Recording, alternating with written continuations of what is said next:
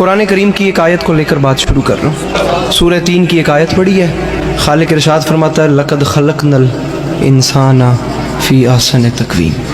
مجاز کو حقیقت بنانا، سمندر کی وسعتوں کو کوزے میں بند کر دینا اور آسمانوں کی بلندیوں سے ستارے توڑ لانا آسان کام ہے، لیکن عنایت کردہ عنوان انسان اور انسانیت پر روشنی ڈالنا بڑا مشکل کام ہے.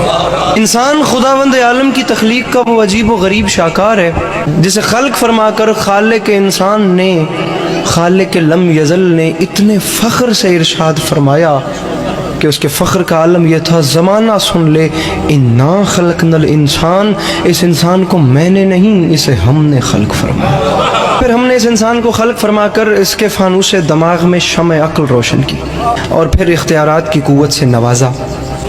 تمام اختیارات سے نواز کر پھر ہم نے اعلان کر دیا انا ہدیناہ السبیل اما شاکرا و اما کفورا.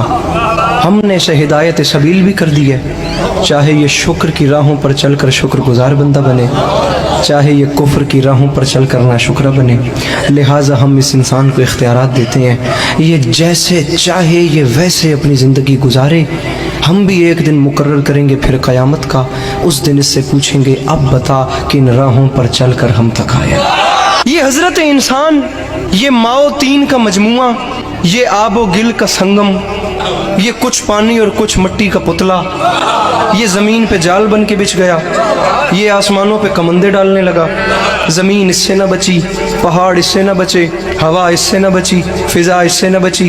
سمندر کی ہیبت ناکی کو چیلنج کر کے اس نے اس کی موج سے موج ٹکرا دی. اس نے جو فلک پر اڑتے ہوئے طائروں کو زمین پہ بسمل کر کے پھینک دیا.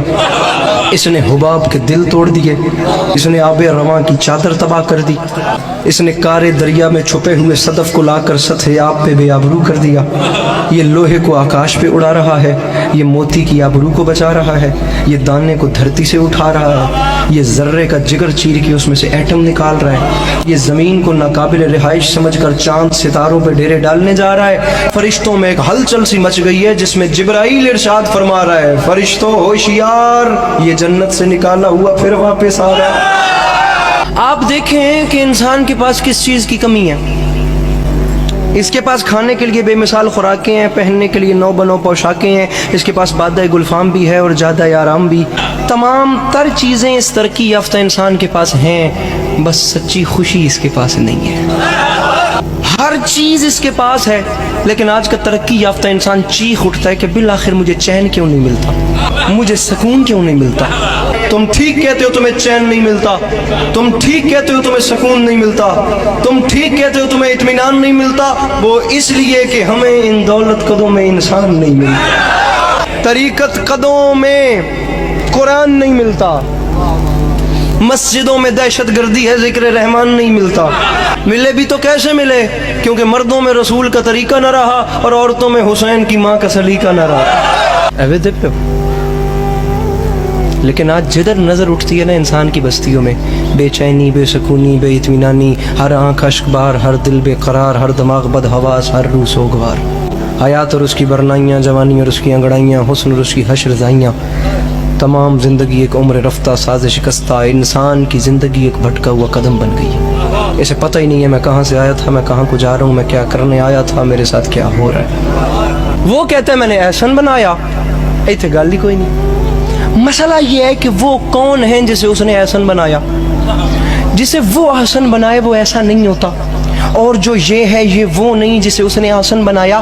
بات کہاں گم ہو گئی؟ اگر ہم قرآن کریم کی اگلی آیت تلاوت کرتے تو یہ مسئلہ بھی ختم ہو جاتا. وہ خالق فرماتا ہے لقد خلقنا الانسان فی احسن تقویم، پھر فرماتا ہے ثم رددناہ اسفل سافلین.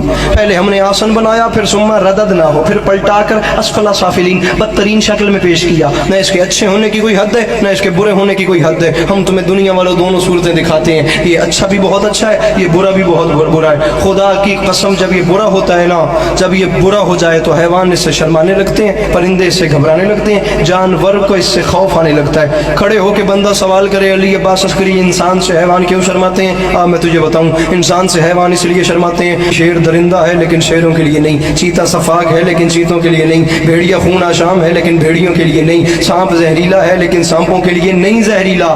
تو نے آج تک نہیں سنا ہوگا کہ سانپ نے سانپ کو ڈسا اور سانپ کے ڈسنے سے سانپ مر گیا۔ تمام دوسروں کے لیے زہریلے، خون آشام، اور خدا کی قسم یہ اس قسم کے وحشی ہیں، لیکن انسان جب اسفل السافلین اور بری منزل پہ آتا ہے تو اپنے ہی بھائی کا لہو پیتا ہے، یہ اپنے ہی بنی نو کی ہڈیاں چباتا ہے، یہ اپنے ہی گھر میں بیٹی جیسی رحمت کو زندہ دفن کر دیتا ہے۔ جب یہ برا ہو جائے تو اس کے برے ہونے کی کوئی حد نہیں، لیکن پھر خدا کی قسم تاریخ کہتی ہے جب یہ اچھا ہوتا ہے نا تو کبھی شہ سوار برق رفتار ہوتا ہے، کبھی انجم شکار ہوتا ہے، کبھی تہذیب کا دیوتا ہوتا ہے، کبھی ارتقاء کا پروردگار ہوتا ہے۔ بلند ہوتے ہوتے اتنا بلند ہو جاتا ہے یہ حضرت انسان کہ وہاں سے آگے وہ منزل آ جاتی ہے اس انسان کی بلندی کی کہ جہاں سے آگے جبرائیل کے پر جلے وہاں سے آگے اس کی نالین جاتی ہے، جہاں سے آگے جبرائیل کے پر جلے وہاں سے آگے اس کی نالین جاتی ہے۔ کبھی حیوان شرمانے لگتے ہیں، کبھی فرشتے سجدہ کرنے لگتے ہیں۔ احسن تقویم اور اسفل سافلین کو انسان دو ناموں میں تبدیل کر دیتا ہے، سمپل سی بات ہے، ایک کو یزید کہتے ہیں دوسرے کو حسین کہتے ہیں۔